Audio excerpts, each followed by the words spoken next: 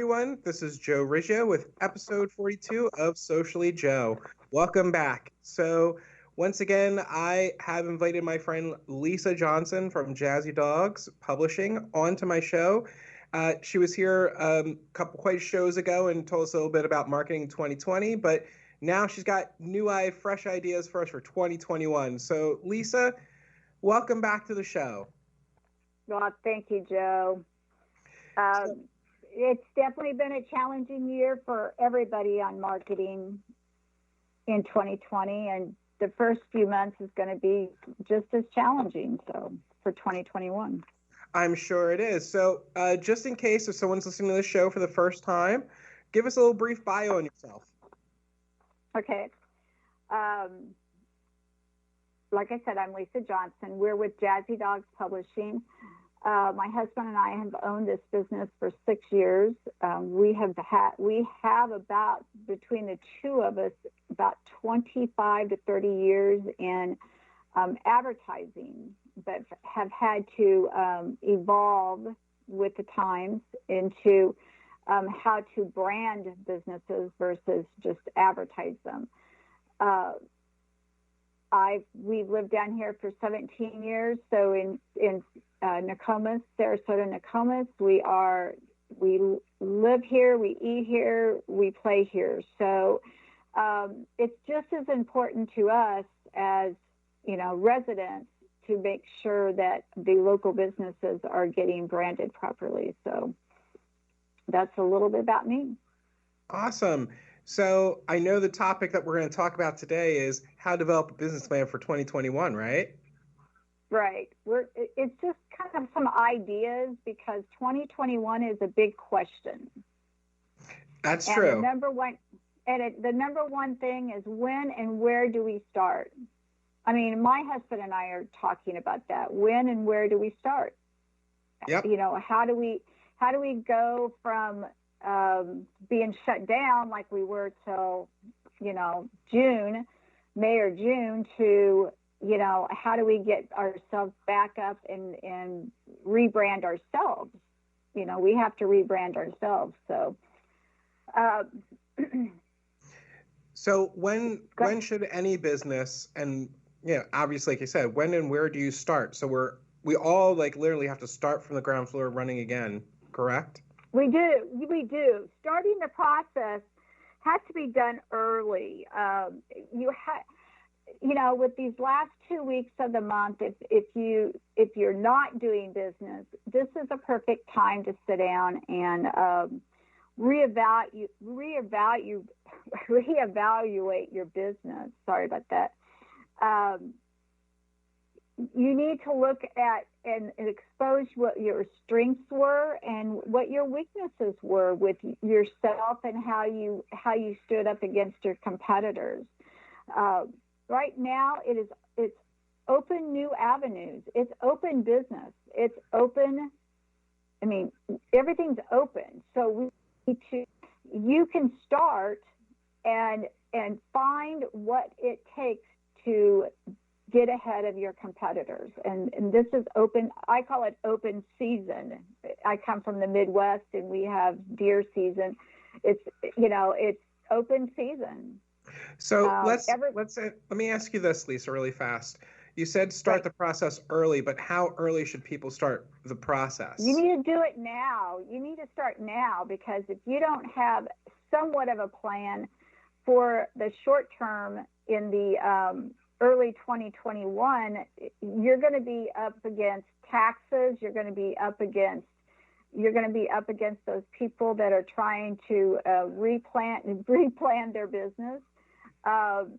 You've got a lot of things you're up against, and as a marketing rep for a lot of years, and a sales rep for 40 years, January is a tough time because they're more concerned about getting their payroll out for the year. They're more concerned about getting all these other things done. So the good news is, for those of us that are in marketing, we know you as a small business, you've held on to your marketing budget.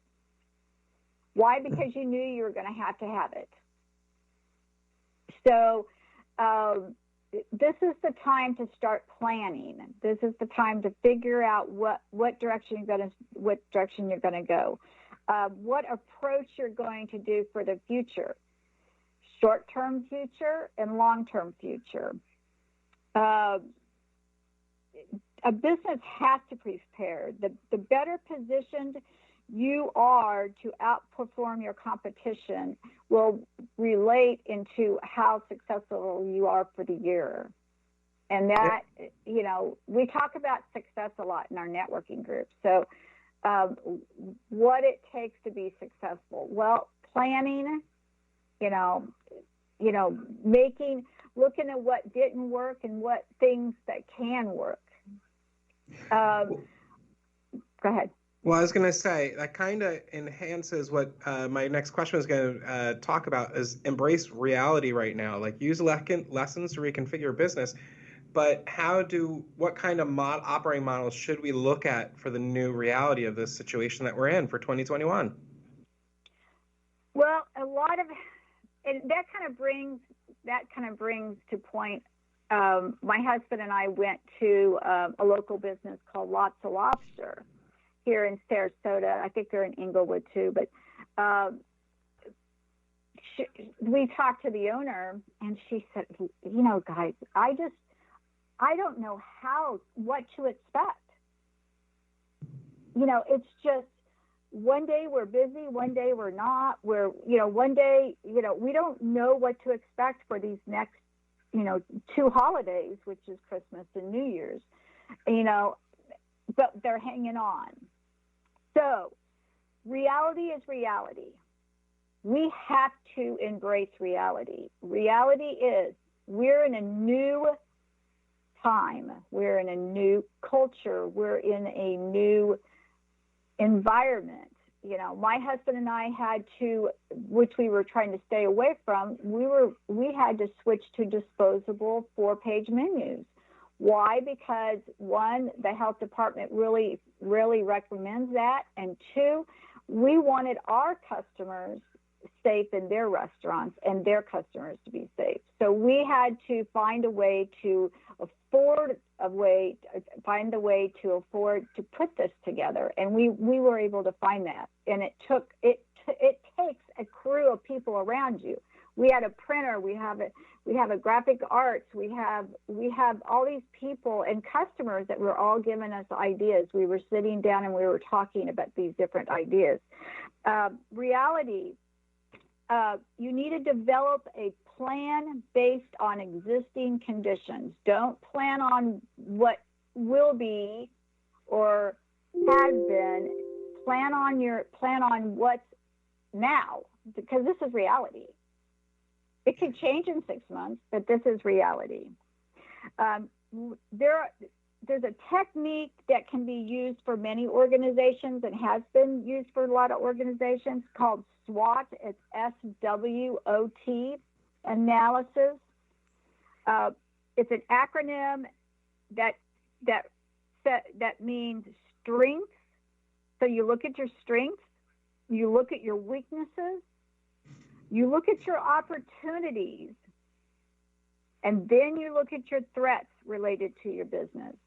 And you have to evaluate each one of those.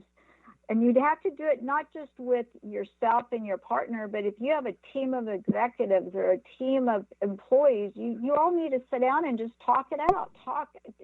Get it from those that work on the floor to those that work with customers. So let me ask you this a little bit, Lisa. What about conservative projections? Tell us more about that. The conservative projections, you have to be conservative, because if you go out and let's say you've held on to some of your money, you didn't spend it, and you were really tight during this period of time, and you go out and spend it, all of a sudden, and you do all these things to make your place look right, look good, and all that. But what happens if we're still in the same place 6 months from now than we are now, where most restaurants are still getting 50 to 75% customers. Most businesses are still rationing how many people are coming in and out of the store. So you have to be based on what is the reality today, very much today. And it is a conservative, very conservative. You have to have flexible goals. Let's see, what was the other thing I wanted to add?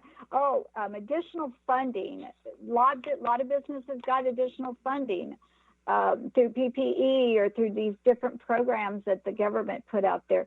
What did you spend that on? Did you spend it smart? Maybe put it aside. Of course, some of those you had to pay your employees, but did you put it aside? Others did or did not. They to be changed or eliminated to maximize resources. That's what they did, but it didn't work because we weren't moving fast enough. So you might have to look at whether you need to get some additional funding for certain areas within your business as well. I mean, because you maybe spent that money doing something else that you weren't really supposed to. Achievement during these periods of time, during the conservative projections, achievement takes more than a dream. So you have to make sure that you're conservative. Your projections are conservative because you want to achieve them. And it's important to use this month, the rest of this month, 2020, to look at your past, what's happened this year, and look at that SWOT analysis and see what, where you're the strongest and where you're the weakest. And you should learn, not, even though there's a lot of demographics and age down here, you have two different groups that are spending money. You've got the baby boomers and you've got the millennials. So how are you going to reach those? Because the older people they hold on to their money. They've been through the Depression. They've been through tough times. The baby boomers were babies or not even born yet. And then you got millennials that, they've got good jobs and they're spending money. And how do you reach any of those? And that's part of that being conservative, working out that process. Setting those projections. Let's see, be modest, be realistic and optimistic. Set optimistic goals.